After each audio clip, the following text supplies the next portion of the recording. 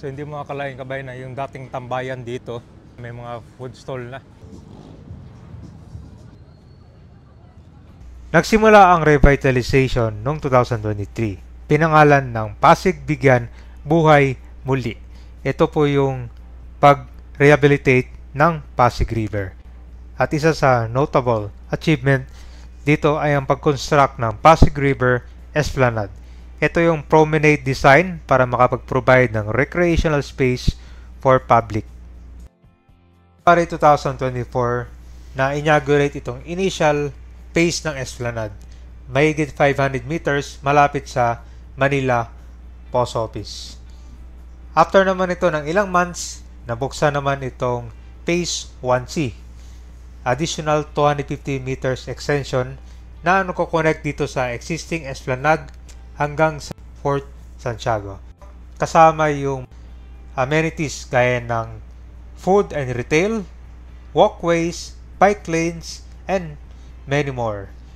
So marami pang mga bakanting mga stalls na pwede nyong i-rent dito. So instant pasyalan na to. Masarap dito mag-jogging tuwing hapon. Mahaba na itong Esplanade na nagawa simula Manila Post Office hanggang Fort Santiago ng Intramuros. Mas dumami na yung food and retail stalls dito. Ito dito sa ilalim, binabaha. Itong ilalim kabayan, binabaha to kapag may bagyo. Ginagawang swimming pool dito eh. Mukhang meron pang problema dyan sa drainage. Diba, ang ganda na ng Pasig River Esplanade.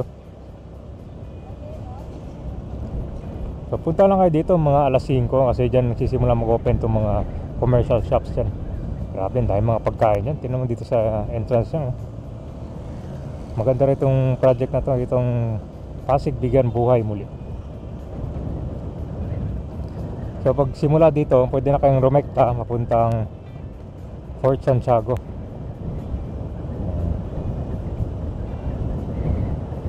Ganda ng bridge, no?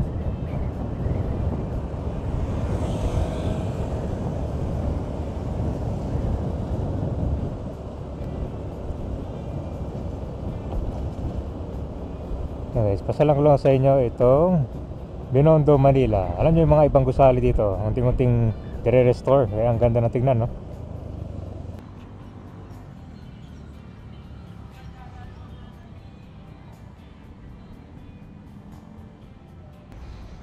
Ito yung extension ng Pasig River Esplanade simula dun sa Manila Post Office hanggang dito naman sa may Fort Santiago.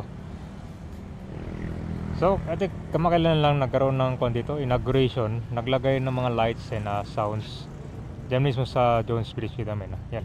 Umiilaw yan dito pagsapit ng alas 5. Parang disco lights. Yan. So, dito kabayan, pasalan natin yung mga bago dito Dito pala sa ibaba niya, meron ng mga food stalls. Yan, pwede na rin mag-order. Pero dati kasi dito lang yan sa baba, tsaka sa itaas.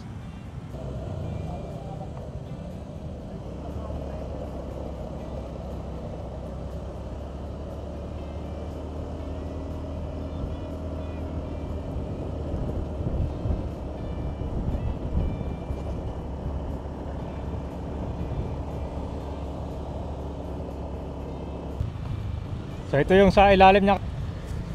Siguro in the future pwede pang lagyan ng mga commercial shops dito sa baba, no? Kasi marami ding mga nagtatambay dyan, lalo na pag tirik yung araw. Maganda rin kasi relax dito sa baba na yan, no? Alright, so nandito na tayo sa Mela de la Industria Street. Ayan, kita mo yung haba ng Esplanade simula sa Binondo Intramuros Bridge hanggang dito sa Fort Santiago. Yan po yung entrance ng Fort Santiago. So pwede na rin kayong bumili ng ticket dyan. Then exit nyo dun malapit sa may Plaza Roma naman. Or pwede rin kayong mag-exit pabalik dito.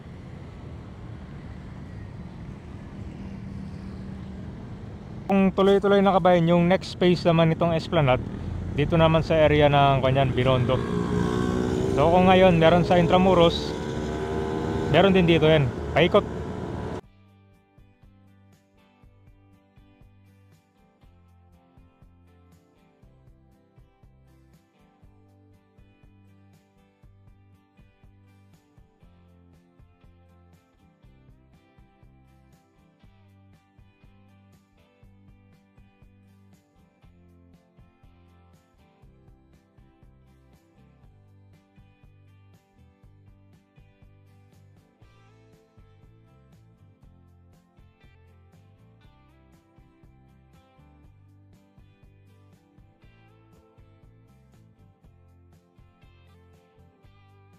Pintura na yung hagdan, no? Wow.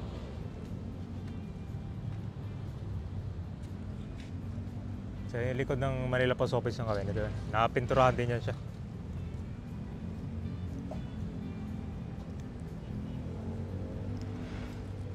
Pero pag ang gusto nyo talaga mag food trip, doon malapit sa Intramuros. Kasi doon yung maraming mga commercial shops eh. Daming water lily ngayon. Sakto, low tide ngayon yung Pasig River. Hindi naman yung mga basura dyan, nakabaon sa lupa. Matinding dredging din yung kailangan dito.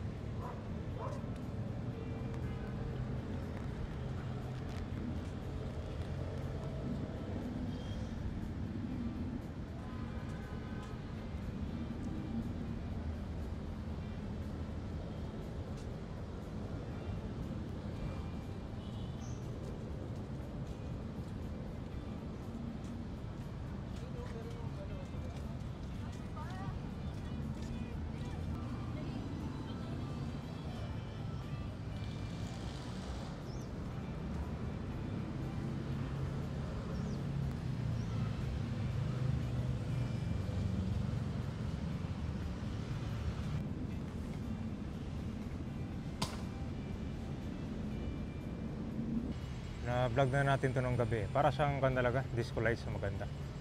And then may mga sound system. So sakto yon sa pag-inaugurate nila nung celebration.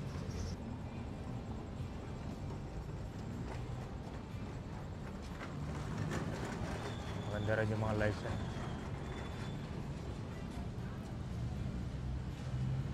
Guys, ang dami ng mga dito. Bagong stores na bukas.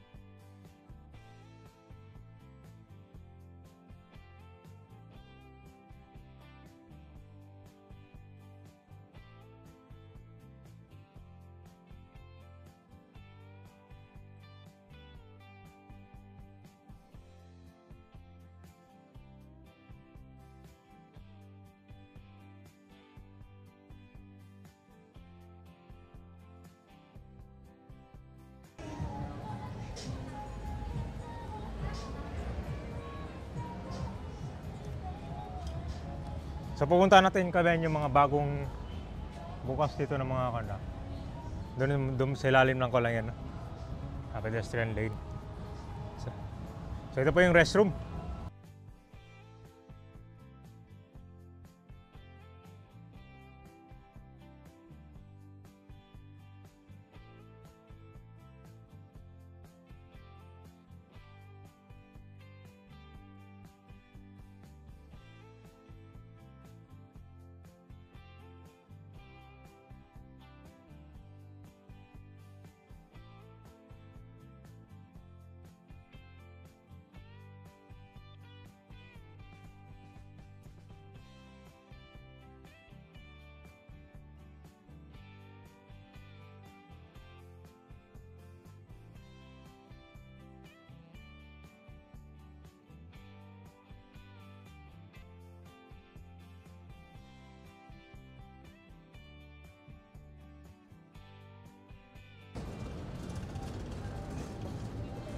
Alright, so ito na pala yung bago sa baba, oh. Oh, ganoon din mga food court din.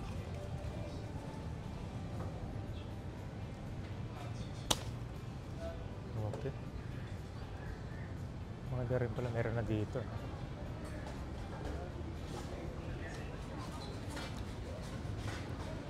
So hindi mo akalain kabay na yung dating tambayan dito.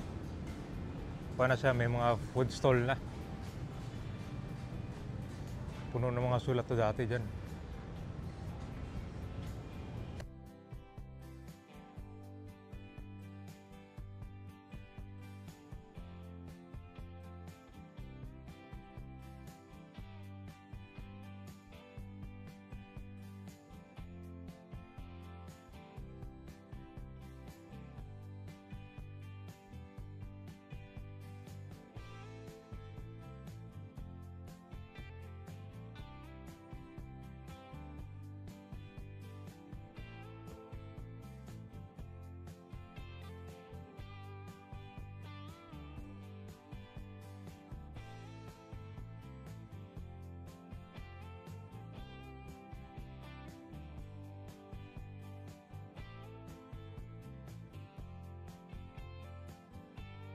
Kapit na tayo sa entrance ng Kanto Fort Santiago.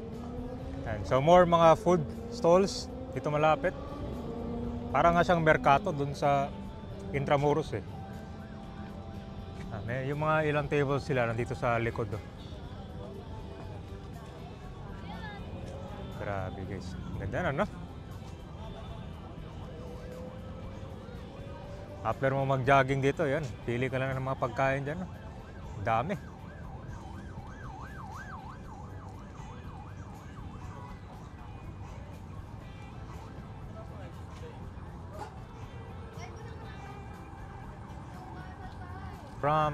Online. Trampoline.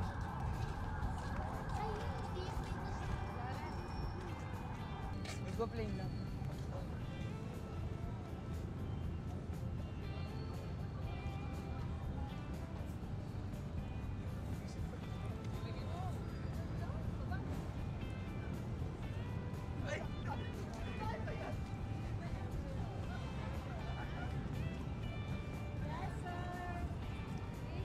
Sa mga nagtatanong dito, best kung may dala kayong bike or mag-jogging and mag-unwind o mag-food trip.